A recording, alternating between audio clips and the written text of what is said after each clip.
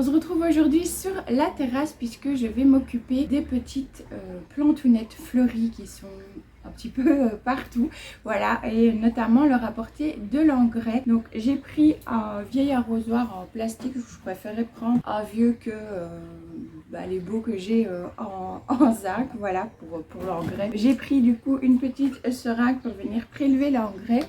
Et pour l'engrais, eh bien, moi j'utilise pour l'extérieur, donc à partir de cette année-ci, le Bio Bloom de chez BioBees.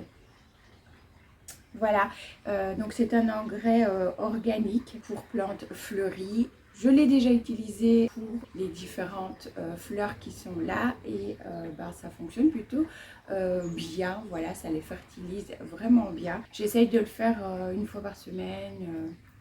Voilà, c'est vrai que j'ose pas en apporter plus que ça. Si vous utilisez aussi le Bio Bloom pour des plantes fleuries d'extérieur et que vous fertilisez plus souvent, n'hésitez surtout pas à me le dire en commentaire du coup, puisque je testerai une fertilisation peut-être plus rapprochée, mais jusqu'à présent environ une fois par semaine. Alors le Bio Bloom, donc vous avez les petites explications ici. Donc il se dilue entre 1 et 4 ml par litre d'eau. Donc moi j'ai un arrosoir ici qui fait 10 litres.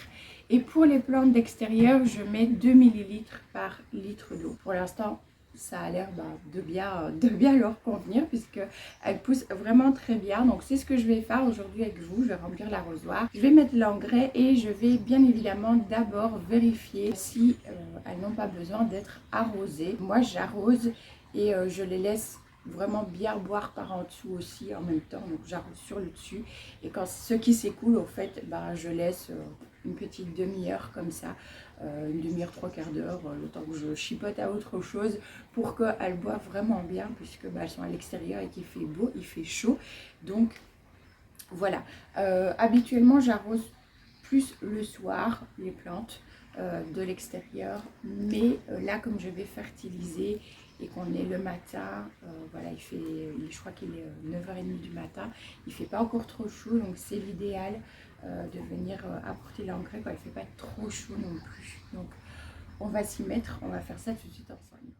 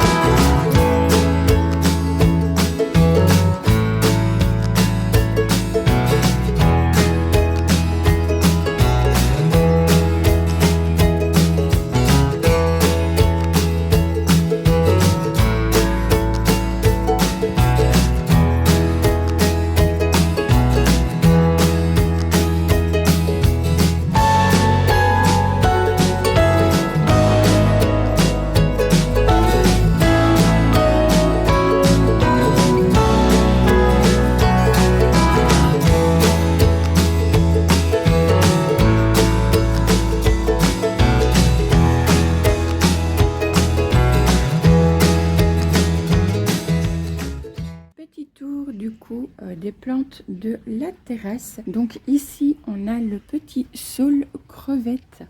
Vous voyez qu'il est plus court que quand je l'ai acheté, tout simplement parce que je l'ai taillé et il repart bien, donc je suis contente parce que je l'avais pas rempoté de suite et le terreau de la jardinerie ne buvait pas l'eau. Donc Moi j'ai arrosé, je pensais que c'était bon, puis bah il y a eu les grosses chaleurs et il n'a pas du tout supporté malgré que je l'arrosais. Donc là je l'ai rempoté dans un nouveau terreau et je lui ai mis, je vais essayer de vous montrer. Voilà, je lui ai mis ici un pot au fait où il y a une petite réserve d'eau dans le fond et j'espère qu'il va bien aller. En tout cas, bah voilà, on voit où j'ai coupé ici et on voit que ça repart très bien. Il n'est pas hyper compliqué, mais je me dis peut-être, voilà, je vais voir si maintenant ça va, sinon je le changerai de place. Toujours pas trouvé les petites plantes idéales pour là. Ici, il y avait une petite plante morte qu'il va falloir du coup que je remplace.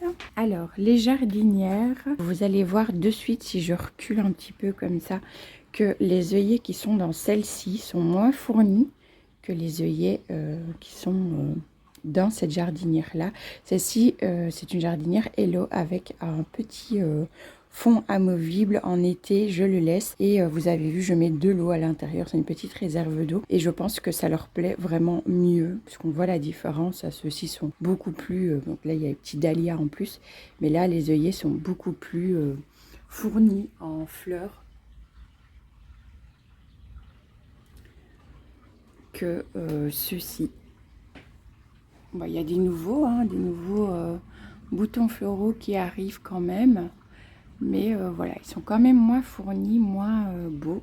Hop, je retire les fleurs au fur et à mesure. Mais bon, voilà, malgré tout, on voit une différence. Donc je pense que l'année prochaine, je vais essayer de retrouver une comme ça. Parce que franchement, ça leur convient très très bien.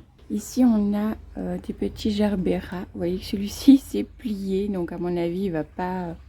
se relever, mais j'attends parce que des fois, même quand ils sont pliés, ils arrivent à se relever. Il est un petit peu plus clair, hein, on le voit, et à mon avis, voilà, il va faner. Donc ce que je vais faire, c'est peut-être que je vais le couper et me faire plaisir en le mettant en intérieur dans la cuisine. Voilà, les petits gerbera, c'est vraiment des plantes que moi j'aime beaucoup.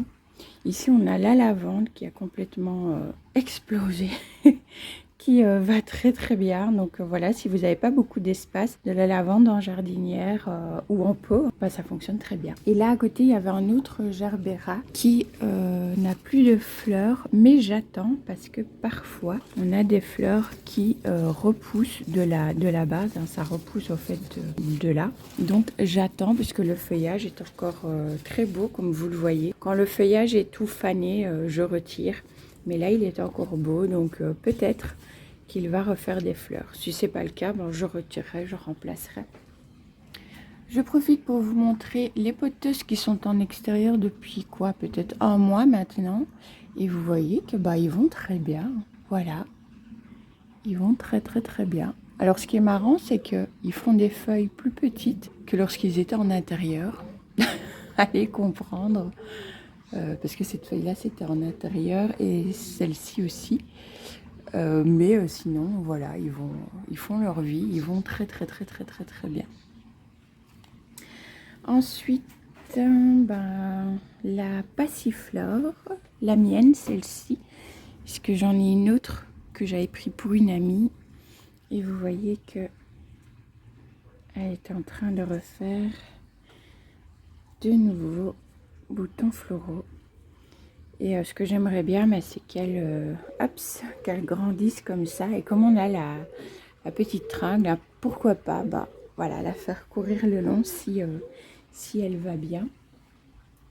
De ce côté-ci, on a une Oyabella que j'avais mis à l'extérieur. Alors bien que le feuillage, vous voyez, a pris des teintes un peu rougeâtres avec le soleil, eh bien, je vous montre. Alors je ne sais pas s'ils arriveront au terme, mais il y a des petits boutons floraux qui sont juste là.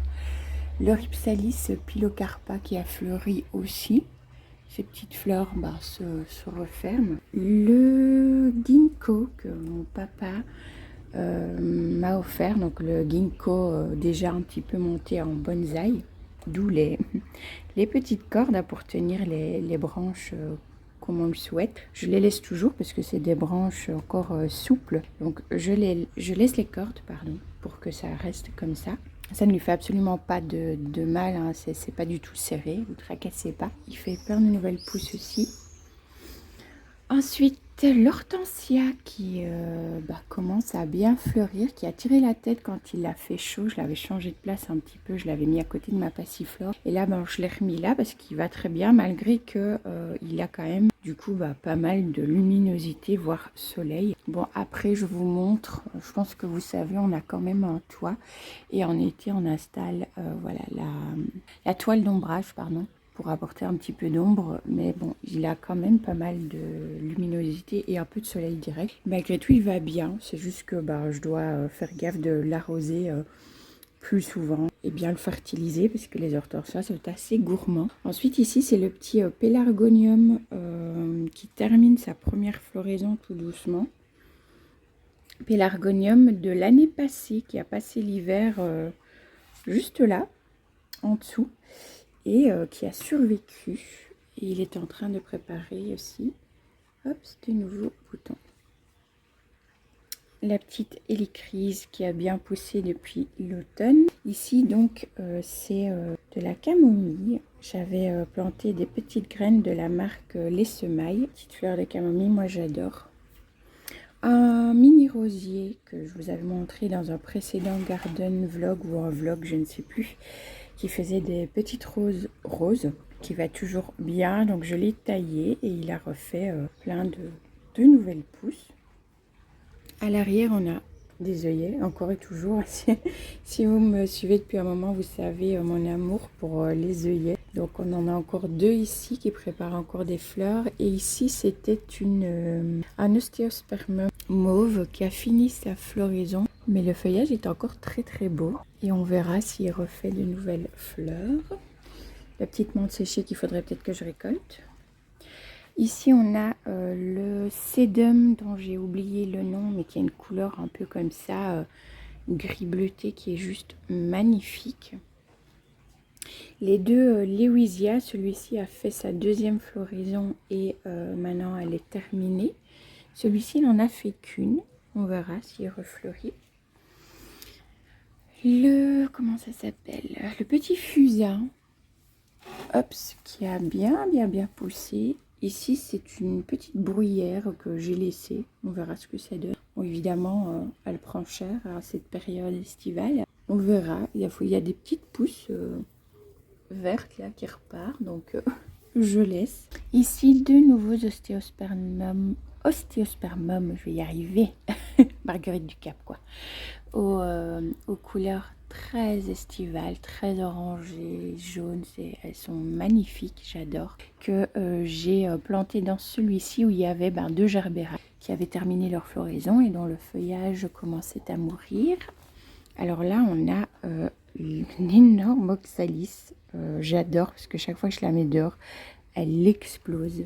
Elle adore être dehors et elle est à l'abri un peu du vent et de la pluie. Petit rosier blanc qui fait toujours lui aussi des petites taches rosées comme ça. Je me demande si c'est pas à cause de la pluie. Je ne sais pas du tout. Donc je reprends avec la palette. Donc ici on a un petit bacopa que j'aime beaucoup. Avant ici et à l'autre extrémité là-bas il y avait je retombe plus sur le nom. Bon, ça me revient plus, désolée. Dory, je vous marquerai quand mon cerveau voudra bien s'en souvenir. Mais voilà, les autres plantes qui étaient là n'ont pas supporté du tout le soleil. C'était plutôt des plantes de mi-ombre, mais j'avais voulu tenter le coup. Qui n'essayent rien à rien, comme on dit. Là, il n'y a rien eu parce qu'ils n'ont pas aimé. Donc voilà, je les ai changés de place. Et j'ai mis des bacopas à la place qui, eux, supportent mieux d'avoir quand même pas mal de soleil. Ensuite, les platycodons, pareil, supportent très très bien le soleil. Ça, voilà, ils sont là depuis le début que j'ai installé la palette. Ils vont très bien. Les petits pélargoniums, eux, voilà, ils se plaisent très bien aussi au niveau du soleil.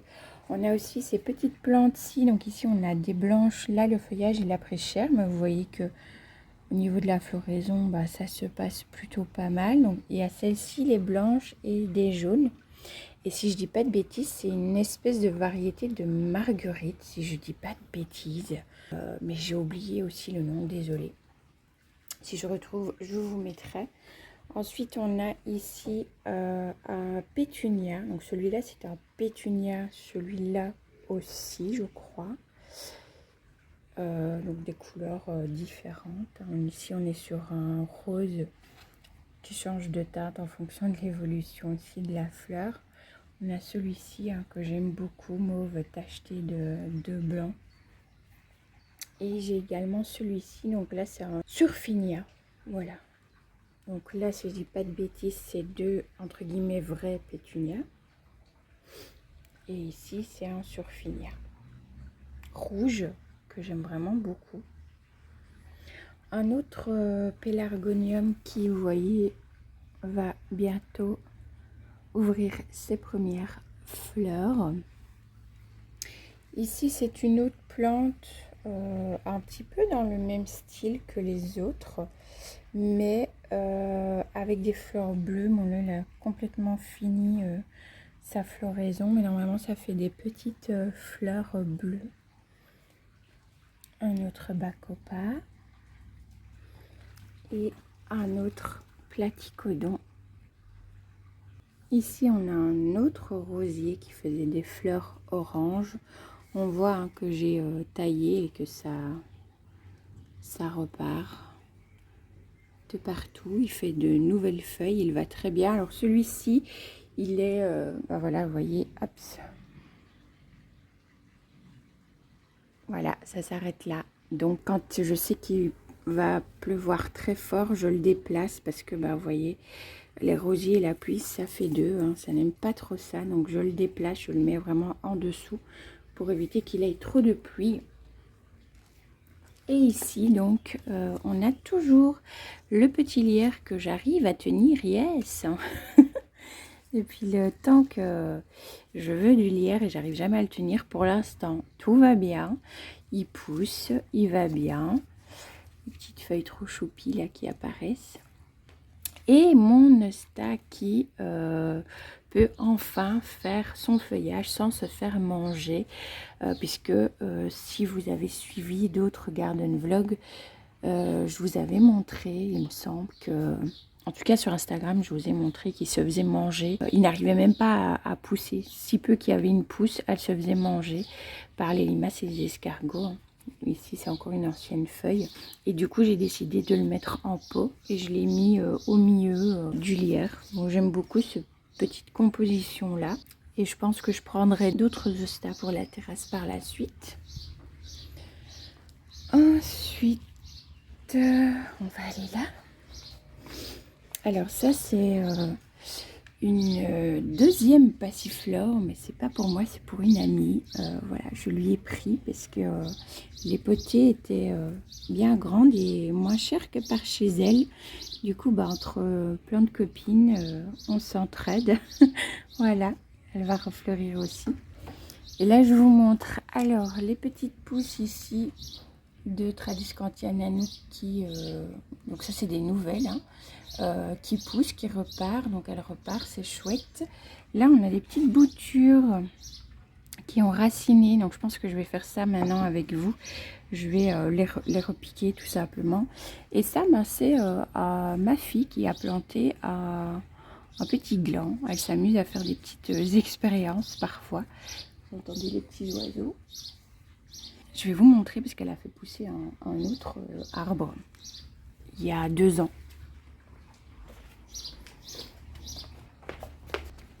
Voilà. Alors là, je vois qu'il a un petit peu soif. Je ne sais pas ce que c'est. Je me demande si c'est pas du sureau en fait. On verra parce qu'elle avait planté plein de choses à l'intérieur de ce pot. Et il y a ceci qui a poussé. Elle m'a dit oh maman, laisse-le, ce sera mon petit arbre. Voilà. Donc je laisse pousser. Et au vu du feuillage et des branches comme ça, quand même assez, vous voyez, assez souple, je ne vais pas le casser. Je me demande si c'est pas du sureau en fait. Et dans son pot, elle a des petites pensées qui ont poussé. Et sur la terrasse, j'ai donc mis Donc ici on a du basilic, donc il faut que je m'occupe. Le vert ça va, mais le pourpre il a un petit peu plus de mal avec la chaleur. Oui. Et du coup je vous montre, j'ai décidé de mettre les tomates que j'ai plantées en pot ici, comme ça elles auront pas mal de soleil, et lorsqu'il pleuvra je les placerai sous le toit de la terrasse pour les protéger. Mais voilà, au moins elles ont un pot un petit peu plus gros. Normalement ça devrait mieux leur convenir. Voilà, du coup je vous retrouve un petit peu face caméra pour vous dire quelques mots avant de vous intégrer par la suite les images où je repique les boutures de Tradis Cortiane et Anouk dans le pot, et je vous ferai un petit aperçu version panoramique voilà, des plantes de ce côté-ci, au fait du côté je pense qui vous intéresse le plus, hein, celui qui est fleuri et où il y a des plantes. Donc je vous ferai une petite vision panoramique, mais voilà, je voulais profiter de cette vidéo pour tous vous remercier pour le soutien que vous m'apportez au quotidien, puisque même si il n'y a pas des vidéos chaque jour, bien évidemment ce ne serait pas possible, mais vous êtes beaucoup à me soutenir, à me suivre aussi, à suivre mes petites aventures aussi sur Instagram, où là du coup je publie quotidiennement. Si ce n'est pas des posts, c'est des stories de toute façon. Donc voilà, vous êtes beaucoup à me suivre là aussi, à partager avec moi aussi, et moi du coup à suivre vos propres aventures aussi. C'est ça qui est cool avec Instagram, c'est qu'on peut aussi voilà, je peux aussi voir en fait ce que vous faites chez vous, ce que les abonnés font, leurs petites astuces, leurs plantes, leurs coins cocooning, voilà, donc j'aime vraiment beaucoup, et voilà, je voulais juste vous remercier pour tout ça, vous remercier pour vos likes, pour vos partages, vos commentaires, vous remercier aussi pour votre compréhension, voilà, puisque il n'y a pas de vidéo les mardis pour l'instant, c'est une période un petit peu complexe et chargée pour moi en ce moment, mais je suis voilà, toujours ravie de vous retrouver chaque dimanche. Voilà, je voulais juste vous remercier pour tout ça, profiter de cette vidéo, et puis je vous laisse avec la suite des images. J'espère en tout cas que cette vidéo-ci vous aura plu aussi. Je vous fais d'énormes bisous green, prenez bien soin de vous et on se retrouve la semaine prochaine.